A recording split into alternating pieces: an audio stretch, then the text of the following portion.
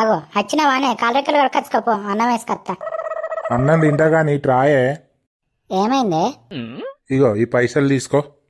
ఎందుకే ఈ పైసలు? పండుగ వస్తుంది కదా, బట్టలు తీసుకోరి. బబ్బులు అనుకో డ్రెస్ తీసుకొని నువ్వు కూడా ఒక చీర తీసుకో. మా ఇద్దరికి అంటావు, నువ్వు తీసుకోవా బట్టలు? నువ్వు రావా? నేను కూడా అత్తగాని నాకెందుకే, నాకు లేవా పాతయి, నాకు అద్దుతి, మీరిద్దరు కొనుక్కోర్రి. అగో గట్లా అంటావు. అరే చెప్తినావా నువ్వు, నాకు అద్దుగంతి గుర్తంత సేపటికి ఒక్కరోజు దానికి ఎందుకే నాకు బట్టలు, మీరిద్దరైతే తీసుకోరి. మరి పైసలు ఇవ్వన్నావు కదా, ఏడుకెళ్ళి తీసుకొచ్చినావు? 7 కిలో తీసుకొచ్చిన, నీకు కావాలని ఎందుకే ఒక అడకొచ్చిన. మరి పండుగ పూట చేతిలో రూపాయి లేకపోతే ఎట్లుంటుంది? దసరాకు మేకను పొత్తులు ఉండాలంటే ఆడ 500 ఇచ్చిన. ఇక మిగిలిన సామాన్ తీసుకొస్తా కానీ ఇవైతే మీరు బట్టలు తీసుకోర్రి. ఇప్పుడు ఇవన్నీ ఎందుకే, అవసరమా అనే? ఉన్నప్పులే కట్టలేక అదైతున్నామంటే మళ్ళా అప్పు తీసుకొచ్చినావా?